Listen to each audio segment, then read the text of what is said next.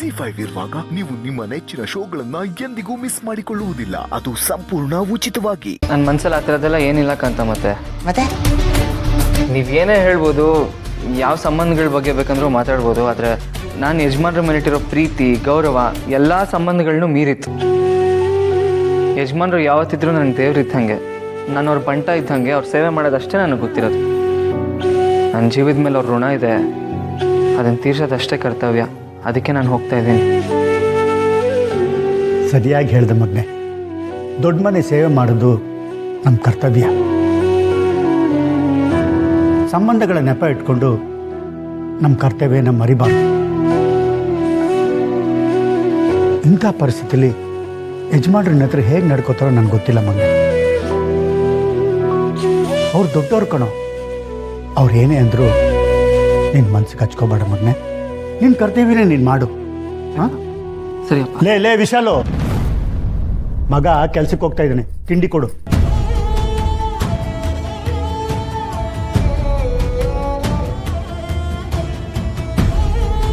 ಲೇ ವಿಶಾಲು, ಬಹುನೂರು ಮಾಡ್ತಿದ್ಯಾ? ಇಲ್ಲ, ನಾನು ಬಂದೆ.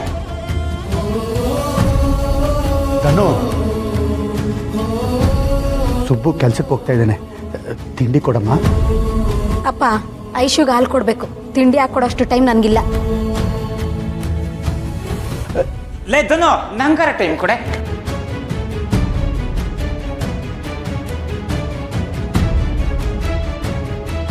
ಪರವಾಗಿಲ್ಲ ಬಿಡಪ್ಪ, ನಾನು ಹೊರಗಡೆ ತಿನ್ಕೋತೀನಿ.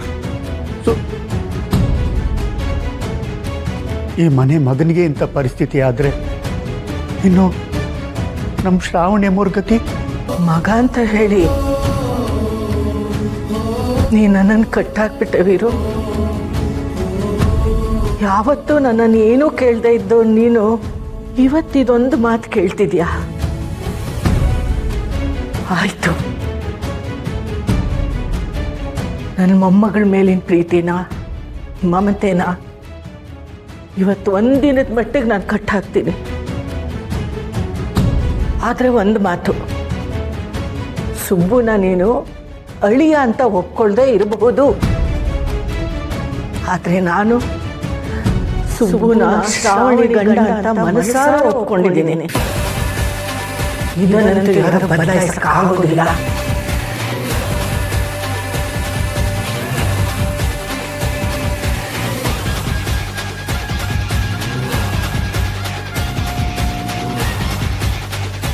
ಸರಿ, ನೀನೀಗ ಮಾತಾಡೋ ಸ್ಥಿತಿಲಿಲ್ಲ. ಇದ್ರ ಬಗ್ಗೆ ಇನ್ಯಾವಾಗಲಾದರೂ ಮಾತಾಡೋಣ.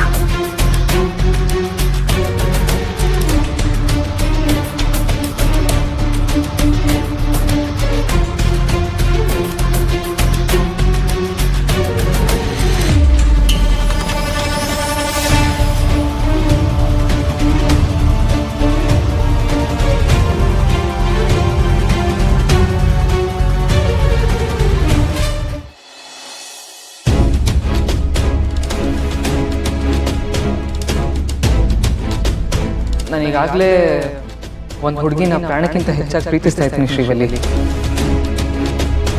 ಶ್ರೀವಲ್ಲಿನ ಮದುವೆ ಆಗೋಕ್ಕೆ ಒಪ್ಕೊಂಡಿದ್ದೀನಿ. ನಾವಿಬ್ರು ಇನ್ನೇನು ಮದುವೆ ಆಗ್ತಾ ಇದ್ದೀವಿ. ಸುಮ್ಮನೆ ಆ ಸುಳ್ಳನ್ನ ಮುಂದುವರ್ಸೇನು ಪ್ರಯೋಜನ ಇಲ್ಲ. ZEE5 ಆಪ್ ಡೌನ್ಲೋಡ್ ಮಾಡಿ ಎಲ್ಲಾ ಸಂಚಿಕೆಗಳನ್ನು ಸಂಪೂರ್ಣ ಉಚಿತವಾಗಿ ನೋಡಿ.